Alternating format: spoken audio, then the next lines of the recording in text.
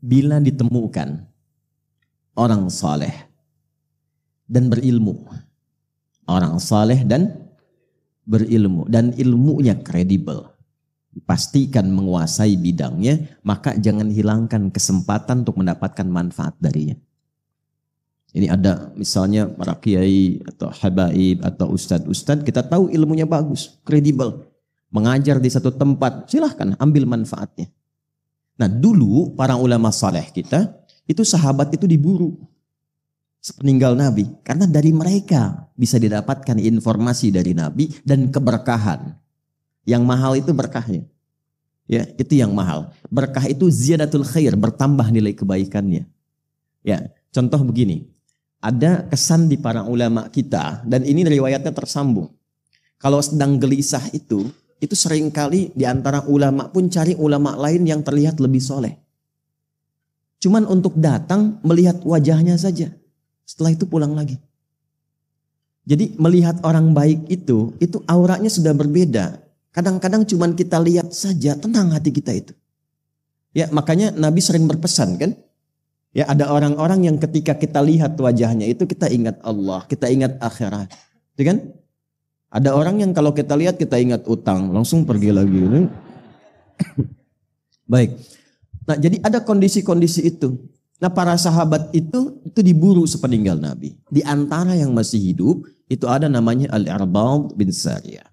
Maka dikisahkan ketika sampai di kediaman beliau itu sedang kurang sehat. Maka datang kemudian mengatakan keduanya, atainaka zairina aidina muqtabisina. Dalam riwayat hadis demikian. Wahai sahabat mulia, kami datang ingin bersilaturahim mengunjungi Anda. Sekaligus kami dengar sedang kurang sehat, kami ingin menjenguk. Ya, bayangkan, ini pelajaran kedua. Silaturahim yang dibangun oleh orang-orang saleh itu dasarnya lillah, bukan materi dunia. Karena itu sehatnya bersilaturahim, sakitnya bersilaturahim, sukanya bersilaturahim, dukanya bersilaturahim. Pelajaran pentingnya adalah jika ingin membangun persahabatan yang baik, yang erat dan kuat, lekatkan nilai persahabatan itu karena Allah, bukan karena materi. Jangan bangun persahabatan dengan harta benda. Ketika harta berkurang, hilang persahabatan. Jangan karena kedudukan. Ketika kedudukan hilang, tuh kaget kan? Ya. Muncullah kemudian hal-hal yang tidak diinginkan. Tapi lakukan karena Allah, maka Allah turunkan keberkahan dan keridhaan di dalamnya. Jelas? Baik. Kemudian muqtabisin, ini poin pentingnya. Kami datang untuk berkunjung, sekaligus menjenguk karena mendengar Anda kurang sehat, tapi mohon kami tidak ingin kehilangan kesempatan mendapatkan pengetahuan terbaik dari Anda yang tersambung pada Nabi SAW. Selalu mencari peluang-peluang untuk mendapatkan tambahan-tambahan kebaikan. Kalau bukan ilmu, ada pengalaman, ada akhlak yang bisa ditiru. Sibukkan hidup kita tuh untuk seperti itu saja. Terus tunggu sampai wafat, simple. Dipraktekkan dalam setiap pekerjaan kita.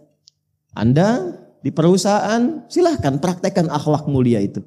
Kedisiplinan, kejujuran, kebaikan. Dibawa ke rumah tangga, praktekkan. Sesuai dengan profesinya, tunggu ajal datang. Selesai. Baik, lantas apa jawaban sahabat Al-Irbad? Ini dasar kita.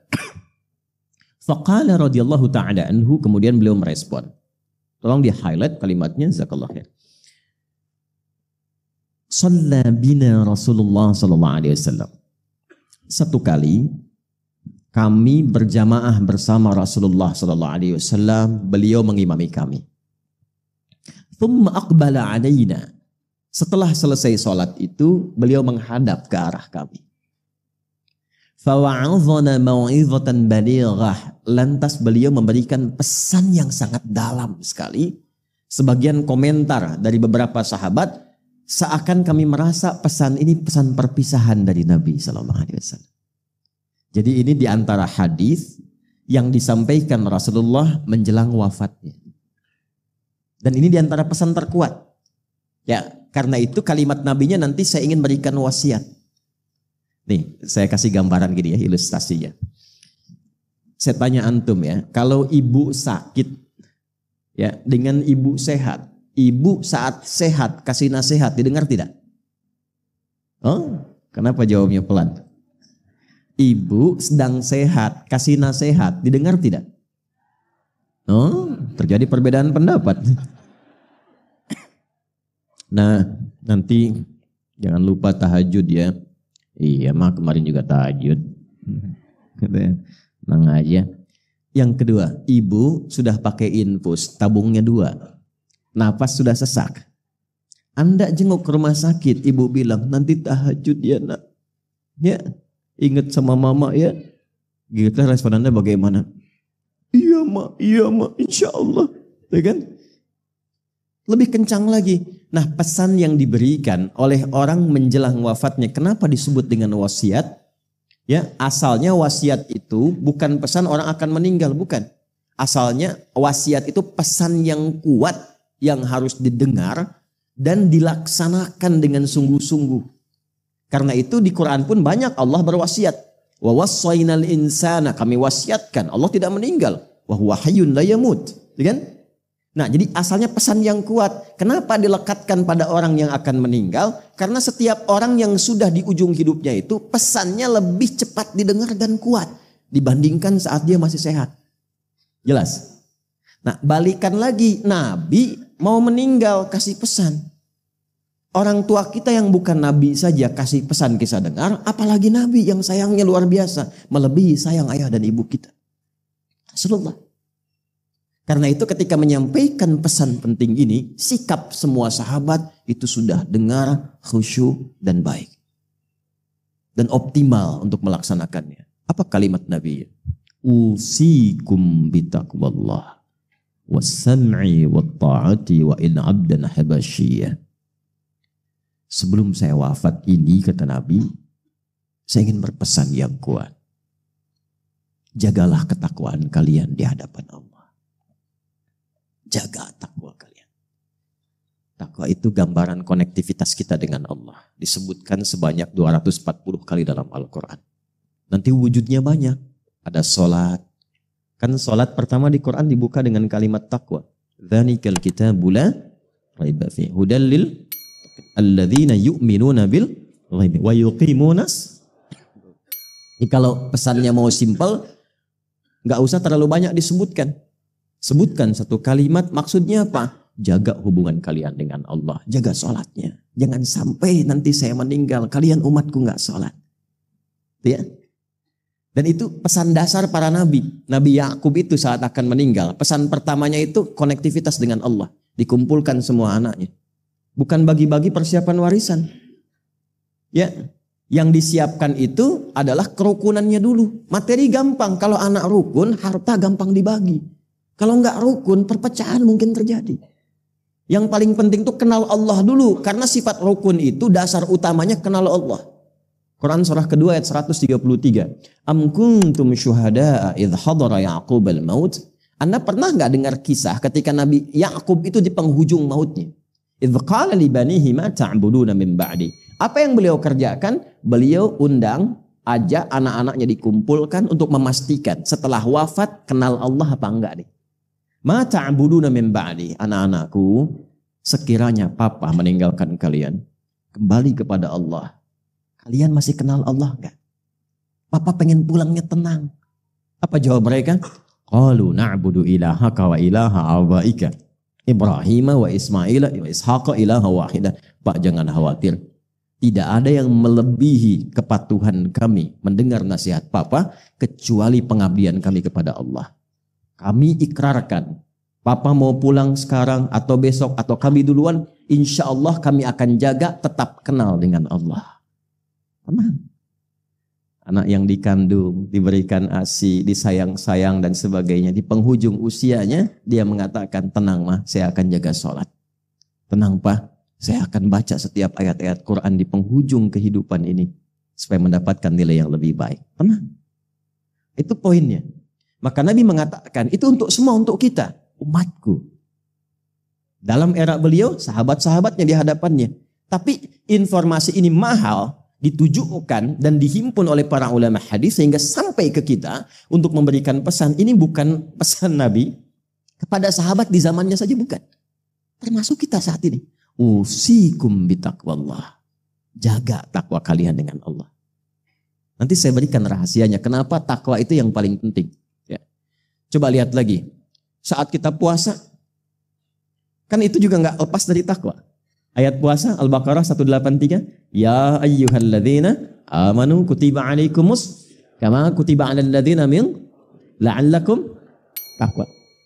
Haji, umrah nggak lepas dari takwa. Al-Baqarah ayat 197, ya. Al-hajju asyhurum ma'lumat, faman farada fihinnal hajja fala rafatha wala fusuqa wala jidala fil hajj. Wa ma taf'alu min khairi ya'lamuhu Allah wa tazawwadu fa inna khairaz zadit taqwa.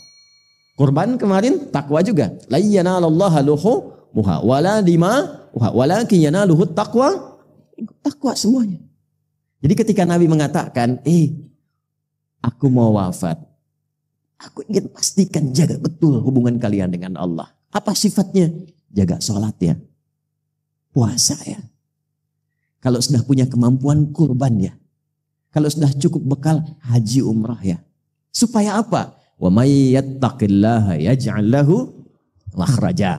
Kalau kalian punya masalah karena dekat dengan Allah, punya Allah, Allah tuntaskan semua persoalannya. Jadi dengan takwa itu nanti tingkat terdalamnya kita merasa punya Allah dalam diri kita. Kalau sudah merasa punya Allah, hidup ringan demi Allah ya akhi. Ringan sekali. Karena merasa punya Allah. Kita nggak sedih saat ada persoalan. Karena punya Allah yang pasti memberikan ketentraman. Kita nggak akan sedih saat belum diterima pekerjaan. Karena kita merasa punya Allah yang sudah mengatur yang terbaik untuk kita. Itulah takwa. Ya. Wattaqullaha la'allakum tuflihun. Tingkatkan takwamu kepada Allah supaya engkau lebih bahagia. Wattaqullaha wa yu'allimukumullah. Tingkatkan takwamu kepada Allah supaya terus bertambah pengetahuanmu. Kuncinya itu. Sebelum Nabi wafat, kalimat takwa itu yang pertama diwasiatkan. Itulah rahasianya. Kenapa setiap pekan khatib Jumat memberikan pesan takwa. Itu. Kemudian wasam'i wa ta'ati. Kalau sudah jelas, sudah paham, dengar patuh. Maka kita sebutkan sami'na wa ata', bukan sami'na wa nanyaina. Kami dengar, kami konfirmasi. Ya, kalau udah paham, lakukan. Subuh 2 rakaat, sudah 2 rakaat saja, nggak usah banyak dibahas. Wah, berdiskusi mencari dalil kenapa subuh 2 rakaat. Udah 2 tuh udah 2 aja, semakin dicari, semakin nggak sholat nantinya. Paham? Ya. Kemudian jaga hubungan baik dengan yang mimpin kalian siapapun. Doakan mereka, mereka mendoakan kalian dan saling menyarankan pada kebaikan. Walaupun mungkin tidak ideal seperti yang kalian rasakan. Nanti ditafsir di hadis Muslim nomor hadis 1855 dari seorang sahabat bernama Auf bin Malik al-Asja'i. Ya, tusalluna alaihim wa yusalluna alaikum. Nah, apa hubungan dengan bahasan kita? Perhatikan redaksi berikutnya. Man ya'ish minkum ba'di. Siapapun yang hidup di antara kalian setelah saya wafat. Itu batuk. Siapapun yang hidup di antara kalian setelah saya wafat. Man itu menunjuk laki-laki, perempuan dengan semua gender, dengan semua tingkatan lintas sosial. Semua, siapapun. Fasayara fihi ikhtilafan katsiran. Siapapun yang hidup setelah saya wafat nanti, dia akan mendapati banyak sekali perbedaan-perbedaan. Beda pandangan, beda pendapat yang mungkin mengarah pada perselisihan. Nah, ya. Kemudian apa kata Nabi? Fa'alaikum bisunnati wa sunnatil khulafa'ir rasyidin al-mahdiyyin min ba'di.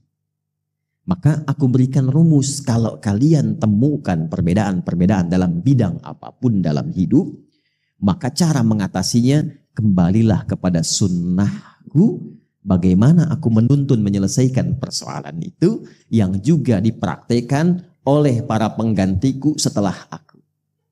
Dan sepakat ulama nanti di situ kiranya ada 4. Abu Bakar As-Siddiq radhiyallahu taala anhu, Umar bin Khattab radhiyallahu taala anhu, Utsman bin Affan radhiyallahu taala anhu, dan Ali bin Abi Thalib radhiyallahu taala anhu. Itu kalimat Nabi sebelum beliau wafat, setidaknya memberi pesan setelah beliau wafat, akan muncul banyak perbedaan-perbedaan yang terkadang mengarah kepada apa? Perselisihan. Baik beda pendapat sebabnya ataupun juga beda pendapatan. Ya, saya ke Bogor kemarin, ya angkot ingin mencari pendapatan karena beda, mendapatkan satu kesusul yang lain, marah. Di bisnis dagang, kan persaingan beda-beda, tiba-tiba berselisih, ya. Ya kita nggak usah masuk politik. Yang kita ingin tarik yang paling cepat saja. Nah ini yang penting untuk kita bahas. Ironisnya, perbedaan yang mengarah pada perselisihan itu terjadi bahkan dalam praktek keagamaan. Jadi poinnya, beda kunut dan tidak kunut, debat. Sehingga ujung-ujungnya nggak ada yang ke masjid. Kosong. Padahal tahu yang salah yang tidak sholat subuh. Beda baca bismillah, apakah keras ataukah silent, ribut kan? Ya dan seterusnya. Dan sekarang lebih parah lagi. Perbedaannya mengerucut, pertumpahannya mengerucut, orang yang nggak ada, ya tapi tulisannya ada. Yang satu bikin status, yang ribut yang komen. Pindah ke media sosial, Instagram, di Facebook dan macam-macam. Sekarang kelihatan wajahnya, saling jawab di YouTube. Dan sebagainya muncul. Ternyata 15 abad yang lalu sejak kalimat itu diucapkan, sekarang menemukan momentumnya dan kita harus kembali kepada sunnah Nabi.